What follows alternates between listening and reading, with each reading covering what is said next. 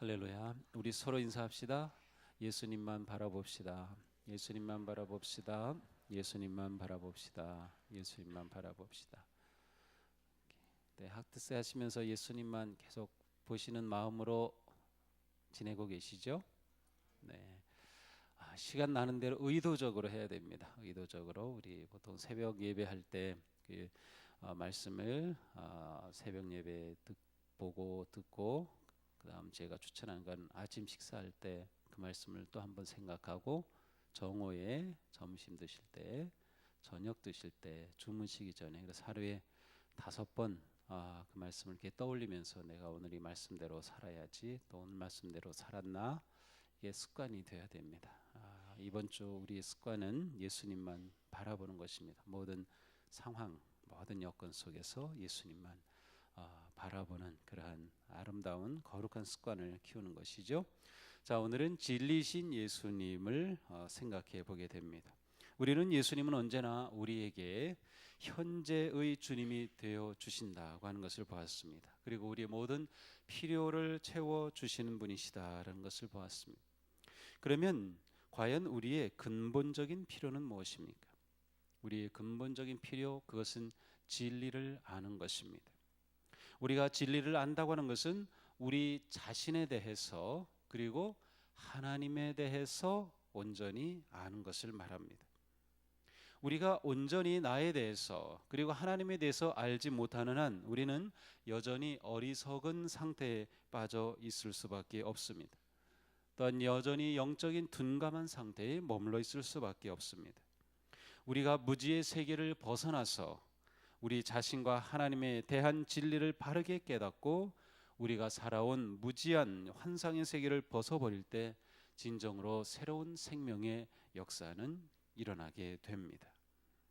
우리가 우리 자신에 대한 진리를 바르게 깨닫고 그 깨달음에 대해 분명한 뜻을 대답을 얻기 전에는 결코 예수 그리스도 안에 있는 하나님의 영광을 볼 수가 없습니다. 특별히 사도 요한은 진리라고 하는 단어를 매우 중요하게 여겼습니다. 요한이 기록한 요한복음과 또한 요한 1, 2, 3서 여기에만 45번이나 진리라고 하는 단어가 나오고 있습니다. 요한이 진리라고 하는 개념을 사용할 때 그것은 특별히 사탄의 거짓과 대립되는 개념으로, 사탄의 거짓과 대립되는 개념으로 사용하고 있습니다. 사탄은 거짓말장이며 그 거짓 속에는 결코 진리가 있을 수 없기 때문이죠. 요한복음 8장 44절에 말씀합니다. 악마는 처음부터 살인자였다. 또 그는 진리 편에 있지 않다. 그것은 그 속에 진리가 없기 때문이다. 그가 거짓을 말할 때는 본성에서 그렇게 하는 것이다. 그는 거짓말쟁이며 거짓의 아비이기 때문이다. 사탄이야말로 진리와 가장 거스르는 존재입니다. 사탄의 가장 큰 무기는 거짓 선전입니다. 사탄의 거짓은 사람들이 하나님께 불순종하게 만듭니다. 우리는 창세기 3장에서 이 사실을 잘 알 수 있습니다. 사탄은 하나님이 지으신 사람에게 거짓을 말합니다. 뱀이 여자에게 말하였다. 너는 절대로 죽지 않는다. 하나님은 너희가 그 나무 열매를 먹으면 너희의 눈이 밝아지고 하나님처럼 되어서 선과 악을 알게 된다는 것을 아시고 그렇게 말씀하신 것이다. 하나님이 금하신 선악과를 먹어도 괜찮다고 사탄은 거짓을 말합니다. 죽을 일이 없다고 거짓말합니다. 오히려 하나님이 자신과 같은 존재가 될까 봐서 너희에게 먹지 못하게 한 것이라고 거짓말합니다. 그러나 불행하게도 사람은 이 사탄의 속임수에 넘어가고 말았습니다. 사탄의 거짓을 믿은 결과 인간의 비극이 시작되었습니다. 사탄은 오늘도 여전히 성도들을 속이려고 합니다. 하나님에 대해 의심하게 만들며 하나님을 원망하게 만들며 하나님을 거짓말쟁이로 만듭니다. 만약 우리가 사탄의 거짓된 가르침과 거짓된 속삭임에 귀를 기울이고 거기에 매이게 된다면 우리는 하나님의 놀라운 진리를 보지 못하고 진리로부터 멀어지게 됩니다. 사도 요한은 요한 1서 1장 6, 8, 10절에 계속 이어서 말씀합니다. 우리가 하나님과 사귀고 있다고 말하면서 그대로 어둠 속에서 살아가면 우리는 거짓말을 하는 것이요 진리를 행하지 않는 것입니다. 그러나 하나님께서 빛 가운데 계신 것과 같이 우리가 빛 가운데 살아가면 우리는 서로 사귐을 가지게 되고 하나님의 아들 예수의 피가 우리를 모든 죄에서 깨끗하게 해주십니다. 우리가 죄가 없다고 말하면 우리는 자기를 속이는 것이요 진리가 우리 속에 없는 것입니다.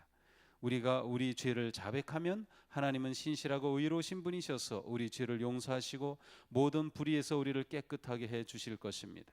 우리가 죄를 지은 일이 없다고 말하면 우리는 하나님을 거짓말쟁이로 만드는 것이며 하나님의 말씀이 우리 속에 있지 아니합니다. 우리는 이 속에서 사탄이 거짓을 통해 어떻게 점점 사람을 무너뜨리는지 볼 수 있습니다. 사탄의 거짓에 빠지게 되면 우리의 참 모습에 대해서 인정하지 않게 됩니다. 하나님을 안다고 말하면서 하나님과 사귐을 가지고 있지 않는다고 하면 그것은 어둠 속에 살아가는 것이고 거짓을 말하는 것이며 진리를 행하지 않는 것이라고 말씀하고 있습니다. 겉으로는 그럴듯하지만 그것은 가면에 불과하다는 것이죠. 또한 우리 스스로 속이는 자가 되므로 진리가 우리 안에 거하지 못하게 된다고 말씀합니다.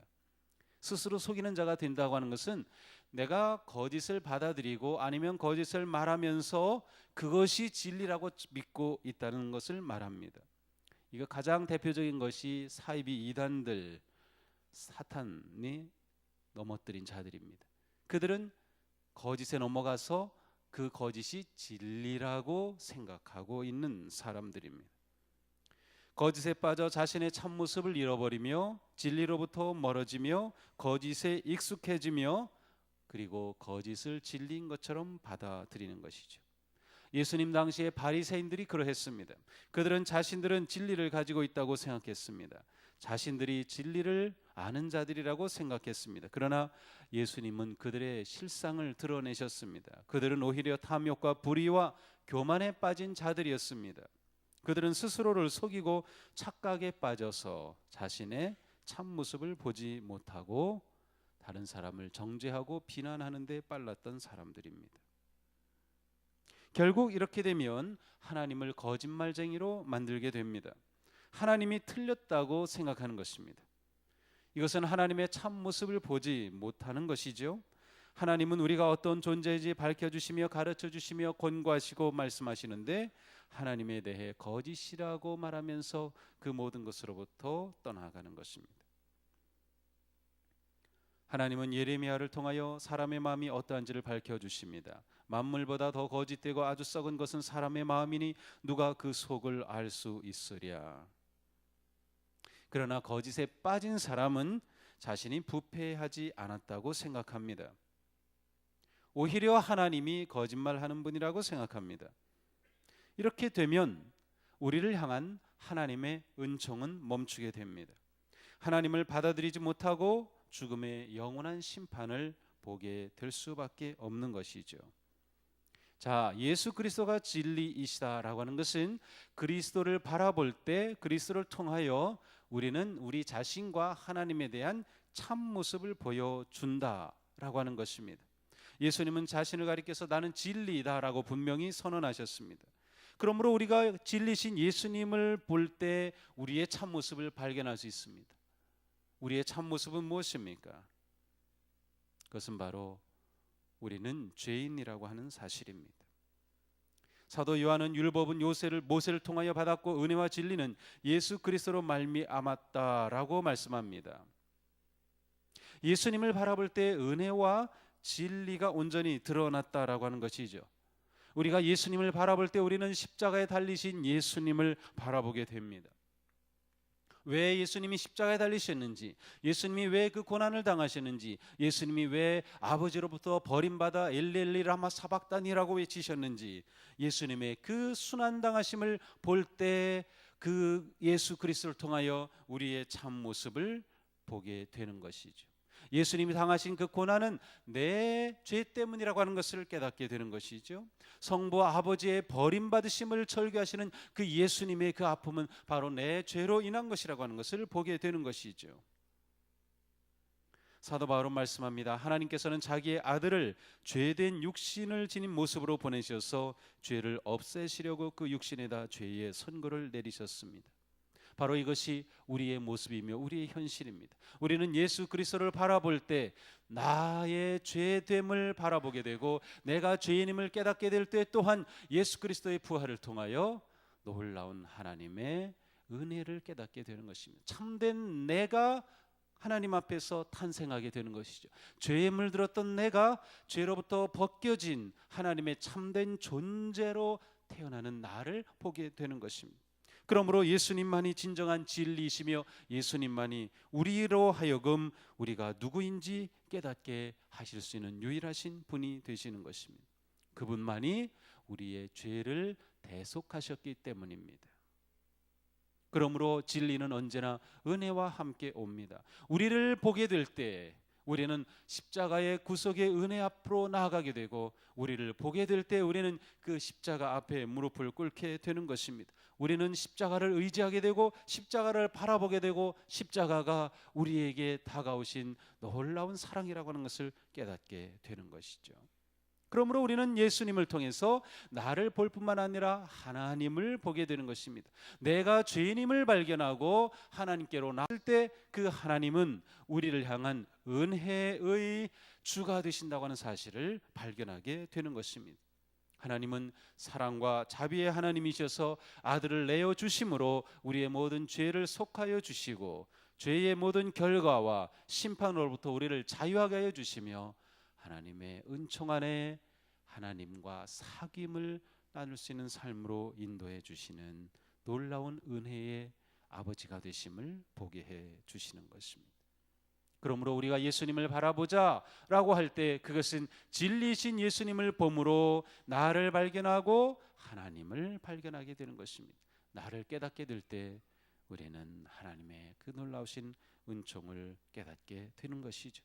그래서 요한은 언제나 은혜와 진리를 함께 말씀하고 있는 것입니다. 우리는 예수님을 바라보는 그 시선을 놓치게 될 때 나를 보지 못합니다. 예수님을 보지 못하게 될 때 나의 죄 가운데 빠지게 되는 것이죠. 교만함에 빠지게 되는 것이죠. 내 자랑과 내 의에 빠지게 되는 것이죠. 그러나 우리는 계속해서 예수님을 바라볼 때 그 예수님 앞에 내가 누구인가, 그리고 나는 하나님 앞에 어떠한 은총을 입은 존재인가를 발견하게 되는 것입니다. 그렇습니다. 우리는 진리신 예수님을 통해 언제나 우리 자신을 보아야 합니다. 예수님을 보면 내가 보입니다. 또한 우리는 예수 그리스도를 통해 하나님께로 나아가야 합니다. 예수님을 보면 하나님이 보이기 때문이죠. 진리의 빛이 우리의 심령에 언제나 밝게 빛나게 되기를 축복합니다. 예수 그분을 우리의 마음의 주님으로 모시기 바랍니다. 그리고 우리가 언제나 우리의 마음의 눈을 떠서 그분을 바라보시기 바랍니다. 내 삶이 어떤 환경에 처했을 때, 어려움에 처했을 때, 시험을 만날 때, 유혹을 당할 때, 모든 상황 속에서 내가 예수님을 바라봄으로 예수님 안에서 나의 참모습을, 그리고 예수님을 통해 다가오신 하나님의 사랑과 은혜의 손길을 붙잡는 복된 삶이 되시기를 축복합니다. 예수님을 바라보며 나를 보고 예수님을 바라보며 하나님을 향해 나아가는 놀라운 삶이 되기를 주님의 이름으로 축복합니다.